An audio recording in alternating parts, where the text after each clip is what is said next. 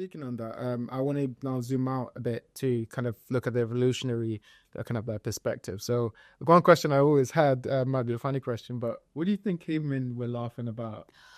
I think they would have been laughing at I should rephrase this. As far as we can see, so assuming that cavemen are modern humans, and they, as far as we can see, there hasn't been any big evolutionary change in the brains of modern humans. So when humans appear on Earth, their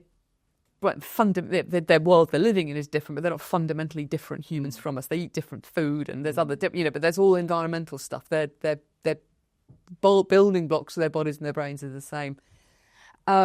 And it is really interesting that although you can find analogues of humour in other, you can find analogues of laughter in other animals, including our closest ape relatives, and presumably also early humans. Modern humans were showing that as well. You only find humour in humans.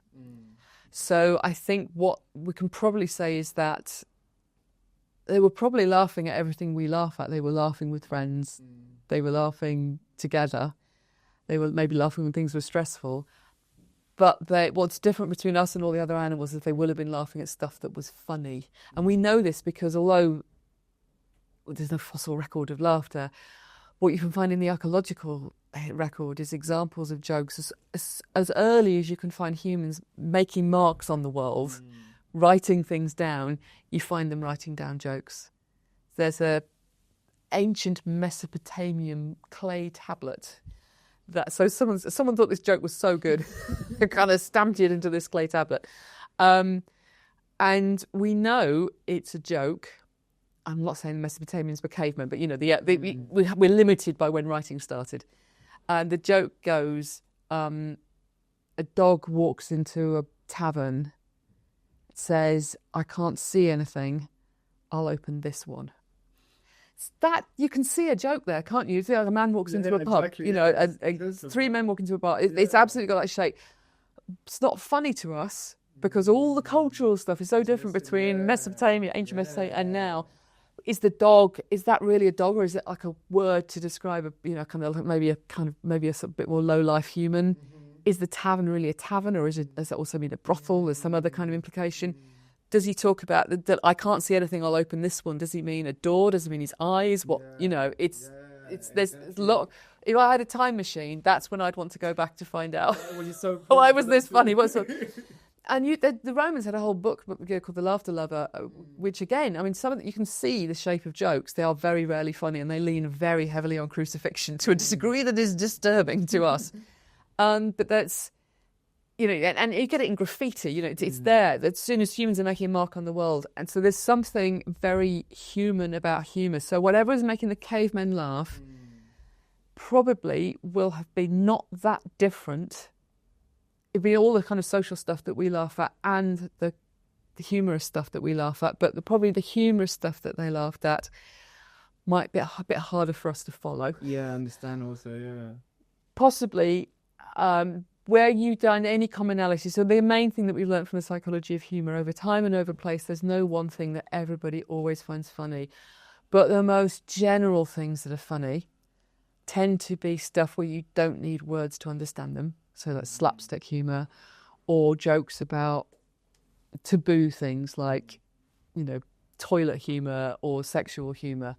So it's almost, if you want to take it back to something that if for humour, there probably would have been that if there was something that was recognisable to us, it would be along those lines. That's so fascinating. Because you think about just like how we spoke about before about how a lot of like laughter is like a social interaction, and if their society, how their society was built, and if they hadn't, or maybe they had developed that kind of like societal understanding that we have, where they had laughed differently, or maybe it would have been kind of like an internal process where kind of like just like how babies have, like it could kind of very early cavemen would have been something that would just come out of them. They see something and that's funny, and then once they build a society later on, they start finding actually like, oh, actually this is funny. And the dog walks into, I mean, that's where that comes from. And that's like a fascinating thing. Like if you don't understand the culture, you find it difficult to understand. No, we need the cultural stuff so much. You even find, now, if you look around the world, if you somebody actually did studies to prove this. Well done, scientists. They took jokes written in French by French people and translated them into English and played and presented them to people in Australia. And then they got Australian jokes in English and translated them into French. And lo and behold, the jokes don't translate.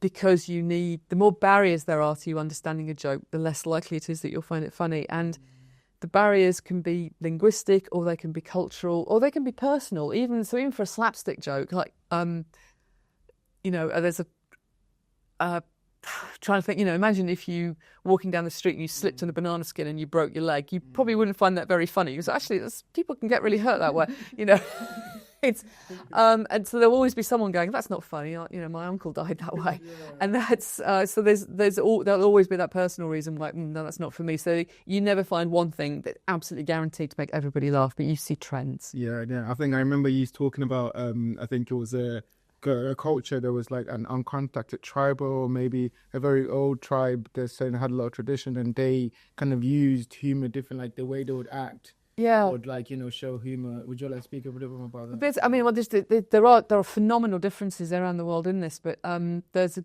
guy. It's called Matthew Gervais, and he's a sort of anthropologist, ethnologist, and who's studied humor. And he was working. I think it was an island in the Philippines, where there's a culture that there are days which are funny days. Wow. And on those days, you're allowed to make jokes. And the jokes are pretty strictly defined in terms of who can make them towards who and in what way. And the jokes don't necessarily look like jokes to us. There's one where somebody threw a puppy at a pig. No. I know, it was just quite upsetting. But it was a sort of, but it was kind of the right person was doing it in the right context. And you're allowed to do it because today's a day when we do these things. So you find all human cultures share laughter and they'll all have humour, but there will be very strong cultural rules about exactly where and when it's polite or impolite to laugh and exactly how. So it's not unusual in the Far East to use laughter to mark very bad news, receiving extremely bad news, in a way that kind of has its roots in something similar to us using laughter in a stressful situation, but we wouldn't respond to bad news with laughter, and it can be a bit jolting to us if it happens. It's got the same roots. And you get the same with humour. So all you can say is there definitely will be humour. It's just that it will be different. We did a programme for Horizon a few years ago, and I see if I can find you the clips on YouTube, but they did lots of interviews with people around the world about what makes you laugh. And there were these women, and I can't remember which country they came from in Africa, but it was all the jokes were about guinea fowl. She's got a guinea fowl in her handbag. And they're like, oh no, just guinea fowl are very funny. And they made the guinea fowl funny. I believe that by the end of it. So, we don't make jokes about guinea fowl here because we're just not very familiar with guinea fowl, or the cultural meaning of guinea fowl, or what it might mean to have a guinea fowl in your handbag, So it's sort of beautiful for that. It's kind of reflecting something we've all got in common, and then the total flowering and beauty of human diversity of experience that then builds on that. Absolutely, I completely agree. I think one other question I had also was the relationship between language and laughter. Like, which do you think came first? Do you think we started laughing and then we built the language from there? Or do you think laughter have to come from language? I think laughter comes first because it's evolutionarily older than us. We're not the only animals that laugh. And in fact, if you look at other apes, obviously we're apes, laughter is pretty similar. Our laughter is louder. And ape laughter is quite gentle, but it's kind of... It sounds like laughter, and they do it when they're playing, and they do it when they're tickling infants, when the young infant's being tickled. And in fact, chimpanzees laugh differently if they are being tickled than if they're trying to make play last longer, that's quite a complex use. And people have argued that, in fact, actually, it's probably something you find across mammals. The only reason is we haven't described it before is that people haven't been looking for it. A guy called Greg Bryant has been looking for it. It makes a good argument for this. So from that perspective, laughter was something that we as apes already have. And then, so we're another laughing ape. We're also, and then there's some qualitative difference about modern humans that mean things like understanding intentions and being able to use spoken language comes in a way that's just don't see it in other mammals. Certainly, you don't see it in other primates. And that gives us, the ability to deal with spoken language and later down the line, written language.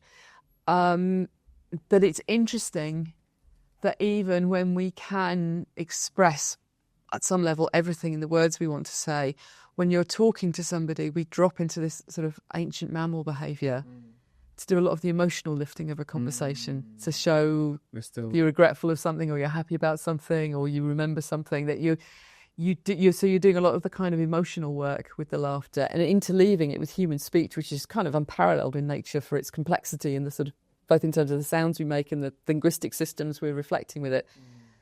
Then this very, well, some level very basic but very complex ancient emotional expression that we are just peppering our speech with. People laugh all the time, and for very complex reasons, and that we just integrate it into our understanding of the interaction. So there's something really glorious about that, I think. I completely agree. I think it's almost primal, right? It's like that kind of like that connection to something that was way before even all this language started to appear. And now this social connection is like, oh, cool, how we used to connect as primates still kind of stays with us. So we've just kind of dressed it up in language. Yeah, linguistic kind of like whatever. I think one thing I've always been fascinated by was like you mentioned animals, and I want to really get into that just to show the difference between how animals use laughter and how we use laughter. The question I had was, do you think animals use laughter to bond? And like, if not, why do they laugh? And a little bit no, more I think it is for bonding.